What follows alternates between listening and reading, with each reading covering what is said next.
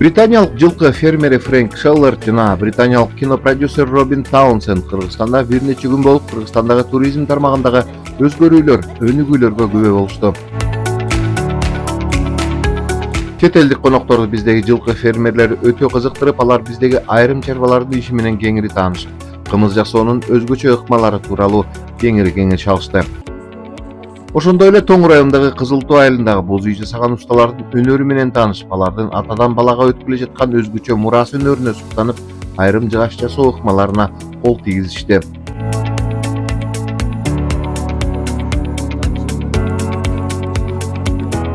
Британиялык коноктор Нооруз майрамына карата жасалып жаткан сүмөлөккө дагы кол тийгизип, сүмөлөк кайнатып жаткан апалар менен кенен маектешти.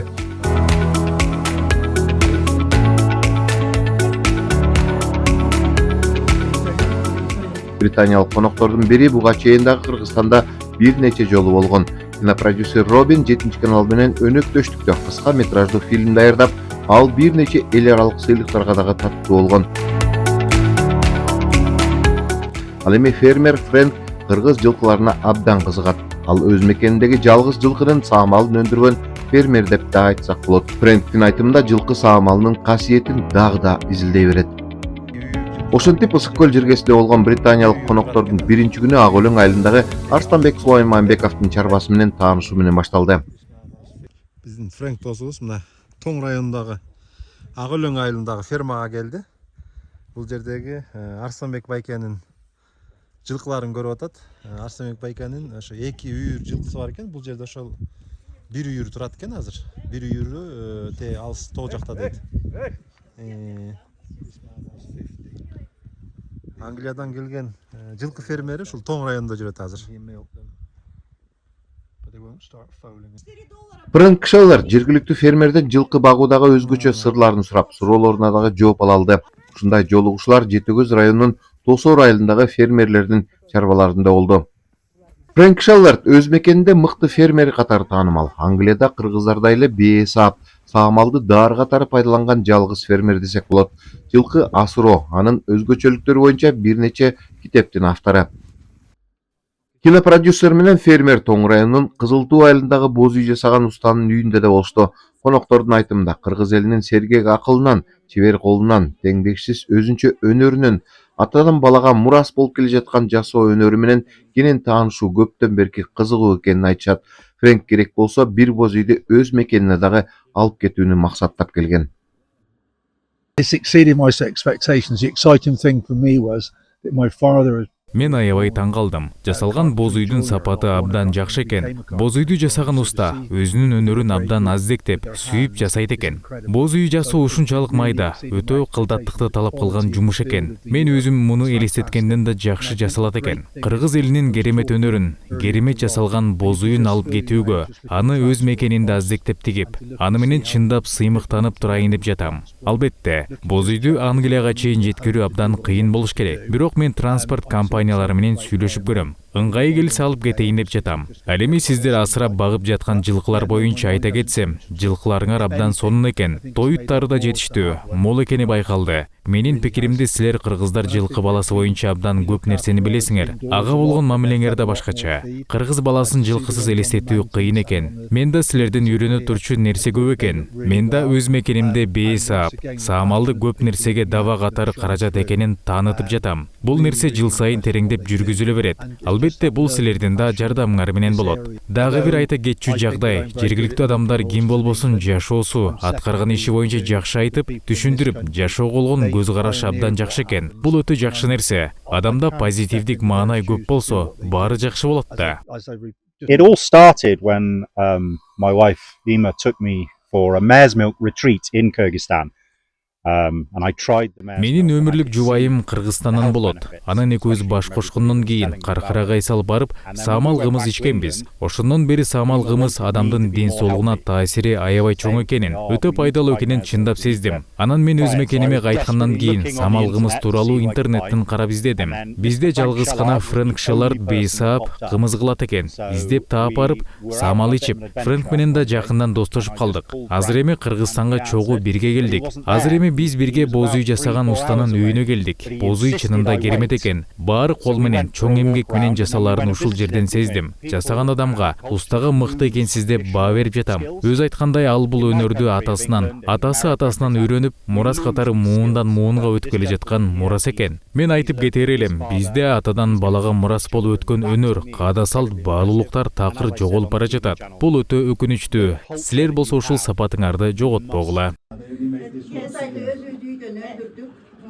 So they even created these flour with their hands as well.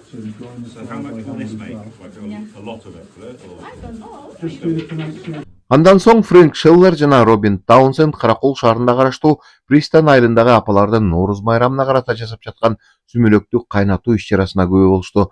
Келген коноктор сүмөлөктүн тарыхын жергиликтүү апалардан угуп, жылуу каалоо тилектерин билдиришти. Özünüz dileğinizde aytıp içinizde. Maybe a little video, yeah? Okay? Yeah. So the ladies have asked me to make a wish because it's their new year. Rob's made his wish and I'm making mine now. Obviously it's a secret, so I don't tell anybody. So